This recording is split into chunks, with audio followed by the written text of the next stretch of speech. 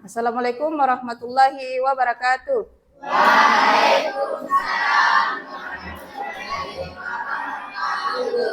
Apa kabar anak-anak? Baik, Bu. Sudah siap belajar hari ini? Siap, Bu. Nah, kalau sudah siap, seperti biasa, kita awali dengan doa. Saya minta salah satu temannya, Muhammad Arsyal, untuk mewakili membaca doa. Allahumma inni as'aluka rizqan thayyiban wa ilman nafi'an wa amalan mutaqabbalan. Sebelum Ibu masuk kepada materi, Ibu meminta anak-anak sekalian untuk berdiri menyanyikan lagu wajib nasional. Indonesia tercinta, nusa bangsa dan bahasa, kita bela bersama. Ibu cek dulu kehadirannya ya.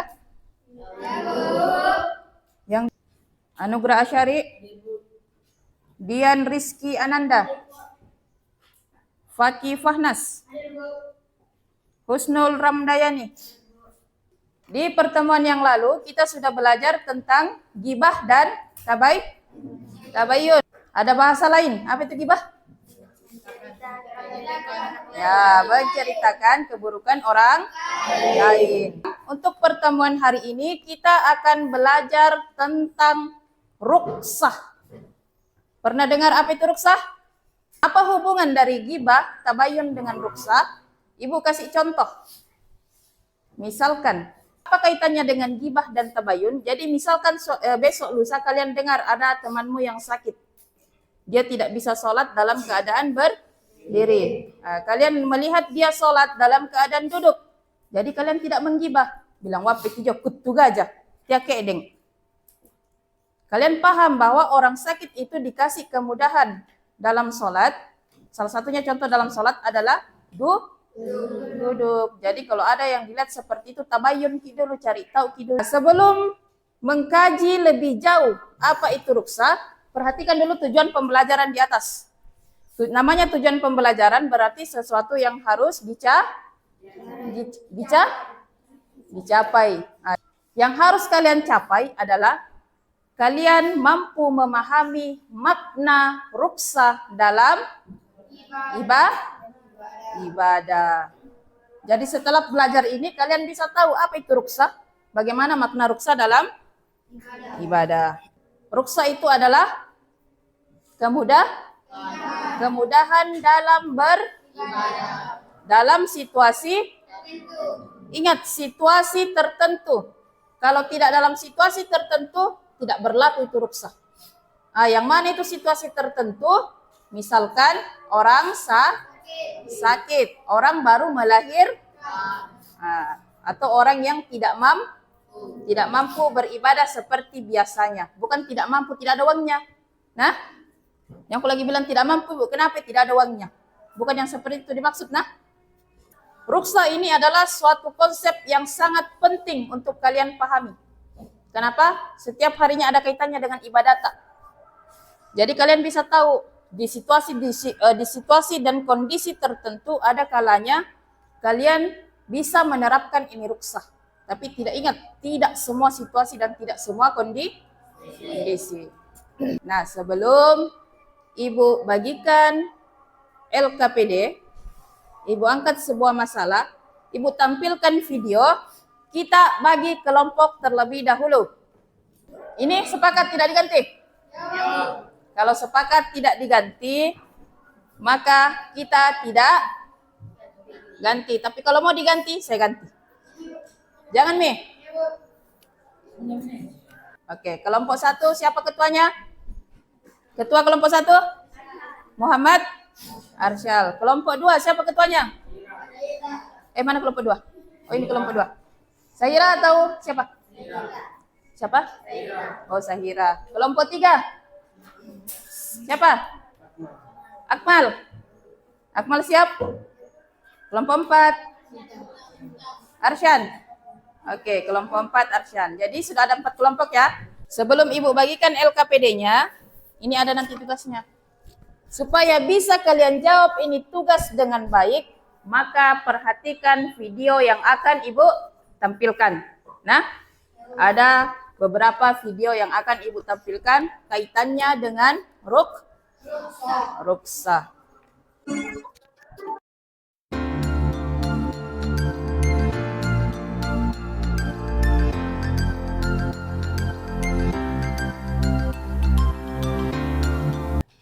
Sudah ada gambaran di kepalanya, apa itu ruksa? Sudah? Nah, sekarang saatnya Ibu bagikan LKPD. LKPD-nya sama setiap kelompok, silahkan dijawab. Ada 5 pertanyaan. Didiskusikan dengan teman kelompoknya ya. Untuk menjawab pertanyaan yang ada di LKPD, ada beberapa cara yang kalian bisa tempuh. Pertama, bagaimana? HP-nya dibawa? Bawa. Kemudian bisa juga mencari di dalam buku paket. Setelah itu didiskusi dengan temannya. Nanti setelah selesai, maka setiap kelompok 2 perwakilan akan membacakan hasilnya. Kelompok lain akan menanggapi.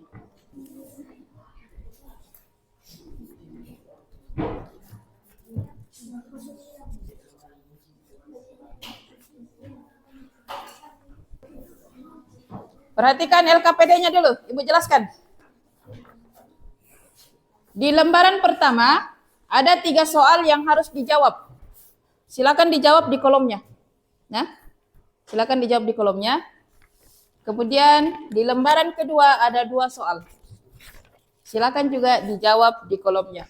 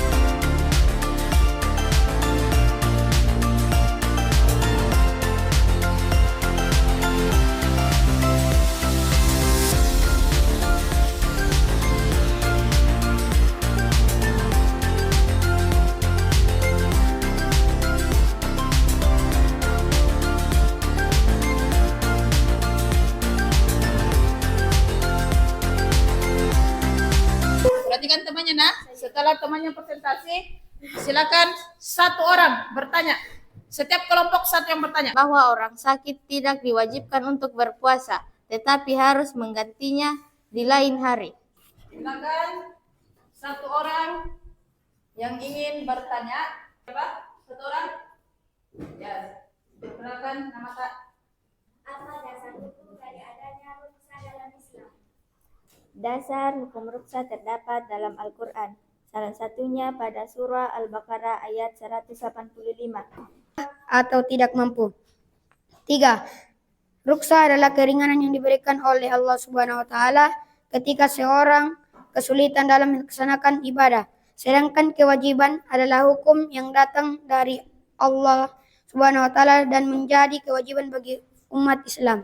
Oke, saya persilakan 1 orang untuk bertanya kepada kelompok 3. Pertanyaan saya adalah apa tujuan Allah Subhanahu wa taala memberikan Sekian dari kami. Assalamualaikum warahmatullahi wabarakatuh. Dan dari hasil yang Ibu amati tadi menunjukkan bahwa kalian sudah lebih memahami apa itu konsep ruksa dalam ibadah. Kalau begitu kita masuk pada 3 soal yang kalian harus jawab. Yang ketiga, hukum melaksanakan sholat 5 waktu adalah wajib, namun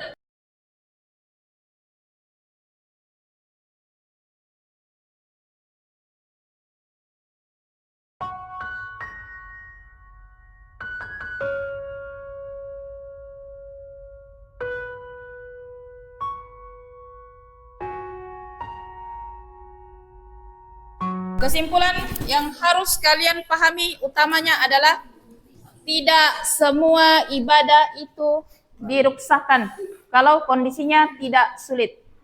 Ingat, nanti pada saat kondisi sulit baru kita menerapkan ruksa. Misalkan orang sakit dalam sholatnya, orang sakit dalam puasanya, dalam perjalanan jauh.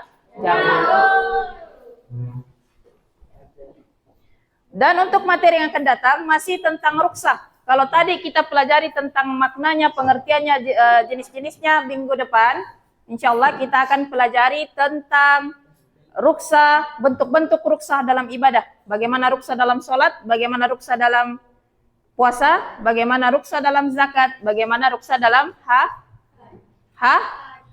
haji. Nanti ke depan, nanti pertemuan berikutnya akan kita bahas.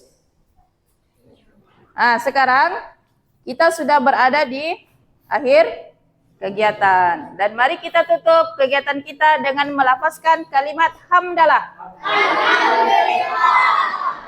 Sebelum kita tutup, mari bersama-sama kita membaca doa kafaratul majelis.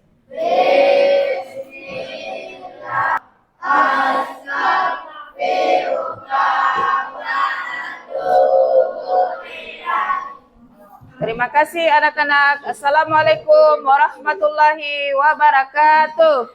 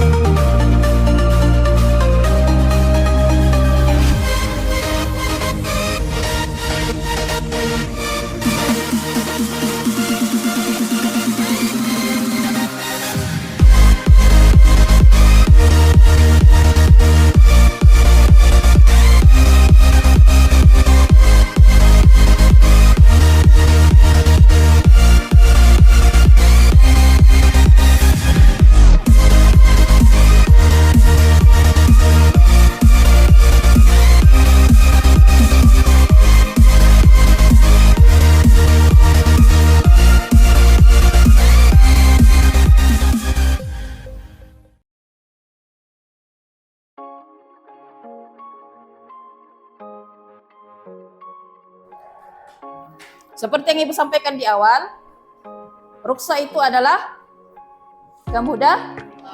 kemudahan dalam dalam situasi, ingat situasi tertentu.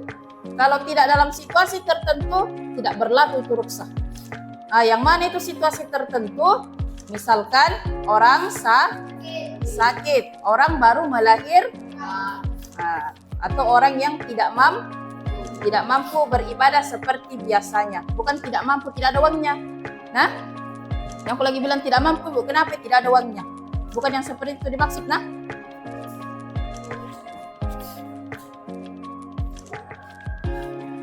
Ruksa ini adalah suatu konsep yang sangat penting untuk kalian pahami. Kenapa? Setiap harinya ada kaitannya dengan ibadah tak. Jadi kalian bisa tahu di situasi dan kondisi tertentu ada kalanya kalian bisa menerapkan ini ruksa. Tapi ingat, tidak semua situasi dan tidak semua kondisi. Nah, itu yang harus kalian capai.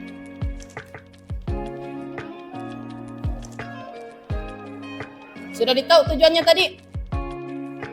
Apa tadi tujuannya? Memahami makna ruksa dalam ibadah. Nah, sebelum Ibu bagikan LKPD, Ibu angkat sebuah masalah, Ibu tampilkan video, kita bagi.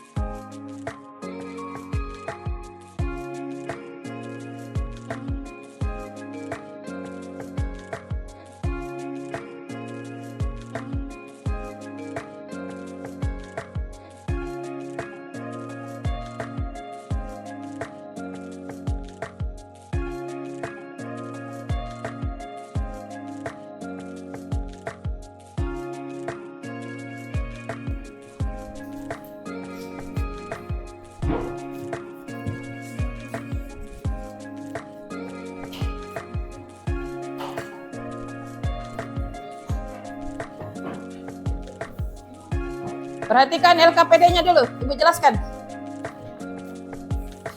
Di lembaran pertama, ada 3 soal yang harus dijawab. Pertama isi dulu namanya, nama kelompoknya, kelompok 1, dalam kurung siapa saja anggotanya. Kemudian, di lembaran pertama ada 3 soal, silakan dijawab di kolomnya. Nah, silakan dijawab di kolomnya. Kemudian, di lembaran kedua ada 2 soal. Silakan juga dijawab di kolomnya. Seperti yang Ibu sampaikan tadi, boleh dicari menggunakan HP-nya, cari di Google. Tapi jangan yang ada di Google langsung ditulis, dicari yang terbaik, pendapat yang terbaik. Kemudian, waktunya kurang lebih 30 menit. Kalau ada yang tidak jelas, silakan ditanyakan. Silakan dikeluarkan HP-nya.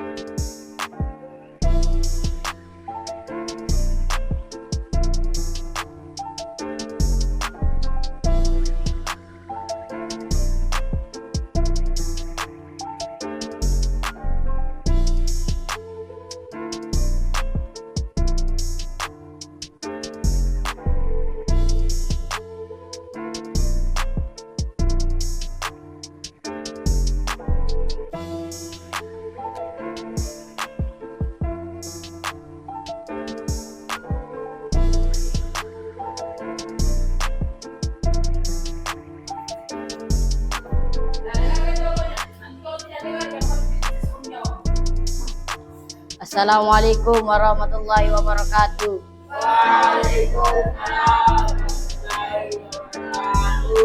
Studi kasus 1. Aira sedang sakit keras dan tidak bisa melaksanakan puasa Ramadan. Teman-temannya mengatakan bahwa Aira harus tetap berpuasa karena itu adalah kewajiban. Apa yang seharusnya Aira lakukan? Berikan alasanmu. Berdasarkan konsep ruksa, bagaimana cara kita memberikan dukungan kepada Aira? Ingin bertanya? Ada satu orang Dari kelompok, silakan berdiri perkenalkan dirinya.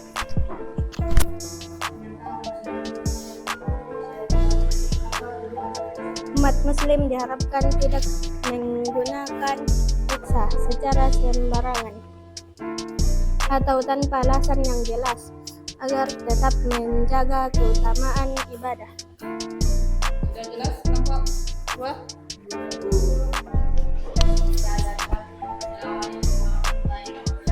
Waalaikumsalam. Aplaus untuk kelompok 1. Assalamualaikum warahmatullahi wabarakatuh. Kasus 2. Cici adalah seorang ibu rumah tangga yang sangat sibuk dengan pekerjaannya. Ia merasa kesulitan untuk menjaga wudhu dalam waktu yang lama. Adakah ruksa yang dapat diterapkan oleh Cici dalam situasi ini? Jelaskan. Kalau begitu kita masuk pada 3 soal yang kalian harus jawab.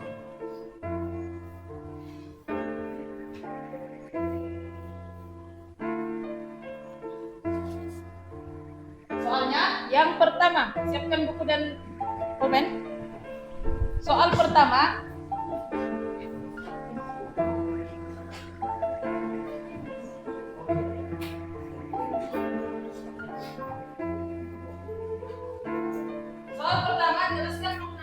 jelaskan makna dan manfaat dari ruksa. Soal kedua, berdasarkan pelaksanaannya, ruksa dibagi 2. Salah satunya adalah ruksa menggugurkan azimah, artinya semula hukumnya haram dapat menjadi halal. Berilah contoh yang berkaitan. Yang ketiga, hukum melaksanakan sholat 5 waktu adalah wajib. Namun terkadang sebagian orang ada yang dalam kondisi tertentu tidak mampu menunaikan sholat secara sempurna. Misalnya orang yang sedang dalam perjalanan atau musafir. Berilah beberapa contoh ruksa dalam sholat bagi musafir. Saya berikan waktu 15 menit. Dikerjakan masing-masing ya, bukan kelompok, masing-masing. Masing-masing mencari jawaban dari ketiga soal di atas. Itu diruksakan kalau kondisinya tidak sulit. Ingat, nanti pada saat kondisi sulit baru kita menerapkan ruksa. Misalkan orang sakit dalam sholatnya, orang sakit dalam puasanya, orang yang orang yang sedang dalam perjalanan jauh.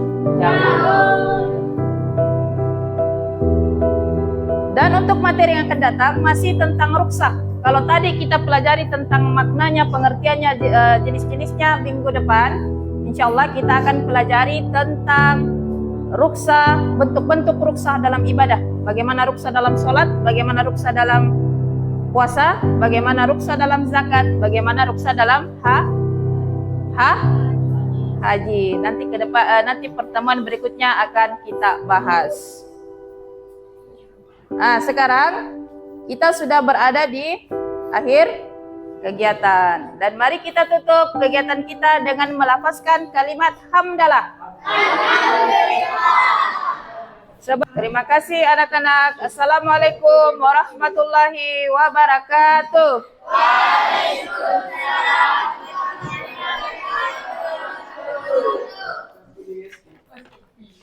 Off me.